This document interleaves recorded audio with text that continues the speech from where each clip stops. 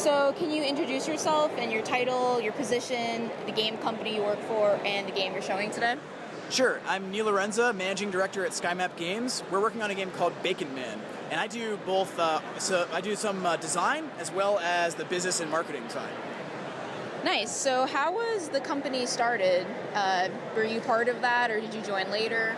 Yeah, so the four of us are all co-founders. We actually met in college, and after school we decided we wanted to do some contract work to make some money. So we actually do contract work on video games, and we had this part-time project, Bacon Man, and we wanted to really work on that more often.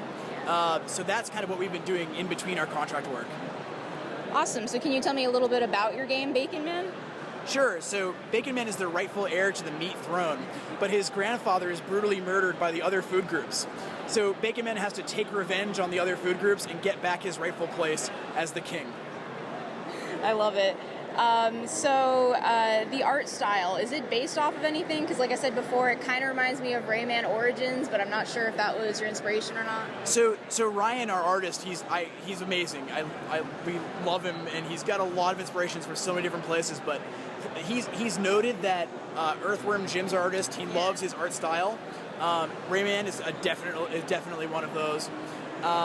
There's a couple others he mentioned, but honestly, off the top of my head, I just can't remember them for whatever reason. Yeah. Okay. Is there going to be any sort of co-op or multiplayer for the game? Yeah, Bacon Man's going to have 4 playable characters, each with their own unique storyline, and each character can be used in co-op. So you can have 2 people playing as the same character, or one person playing as a different character. Each person playing as a different character.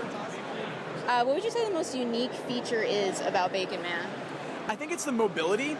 What a lot of people don't expect is the game is actually physics-driven. So every attack is also a method of mobility. If you wanted to use an uppercut, not only is it going to knock an enemy to the air, but it's going to get you onto that next ledge. So what's it like to be an indie dev? Like, how has it been so far? It's an amazing thing because the community is really awesome. Everyone is very supportive and helps each other out to the best of their ability. I love it. I would love to grow Skymap into a larger company where we're hiring and making more projects. But honestly, right now, I'm very content. Like I really enjoy what I do, so it's fantastic. What would you say your greatest challenge would be as a dev? I think the big challenge is almost always marketing. Marketing for so many indies is tough because there's just so many people making games now. The barrier to entry is lower, and as a result, you have a lot more stuff. So that's something that we're getting better at. We're kind of learning as we go. You guys are located in Boston, or no? Well, actually, we're north of Boston in a place called Methuen. That's where we jokingly call it headquarters. It's actually, I live in an attic, so that's where the attic is. And then most of us are from New Hampshire, so we are trying to actually form a co-working space in Manchester with other indie devs, including like Robot Loves Kitty. They made Legend of Dungeon, and Dave Carrig, he helped make a game called Snapshot.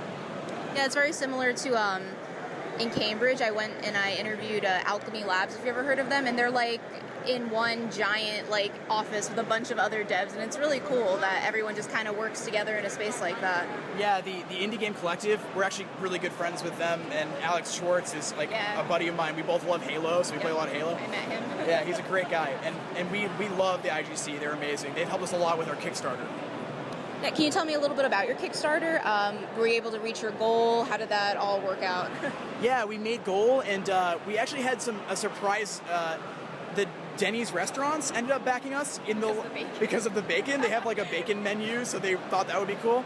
So yeah, Denny's was a huge help. Strangely enough, it was a weird Kickstarter. Like we really weren't sure toward the end if we were going to make it. It was like the last 3 days. We were at 17 out of 20. And it was really tough to tell, but strangely enough, yeah, Denny's. Okay, sure, Denny's came in. Okay, yeah, Kickstarters have been a great way for all these indie developers to get their games made. Like pretty much everyone I've talked to, their game has been funded through Kickstarter.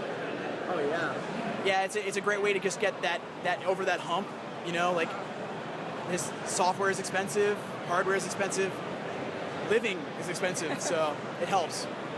And then, do you have a release date for the game, and what platforms is it going to be available on? So it will be available on day one on PC and Mac. We're working on getting it on Xbox One and PlayStation 4. Okay. We are aiming for 9 to 12 months right now from today. 12 months is if we're able to, if we have to continue working part-time, if we're able to get some kind of deal or get some extra help, then I think we can get it done faster. Okay. Any Wii U release date, or no, you're not really sure? I wish. The biggest problem that we've seen so far is the Wii U doesn't have a ton of RAM, so we need that extra memory, and I think that, unfortunately, the PS4 and the Xbox One are the only systems that can do it. Okay. Though I love it. Yeah, I know, me too. I love Wii U. All right, and I think that's everything, so thank you for your time, and it was great talking to you. Thank you so much.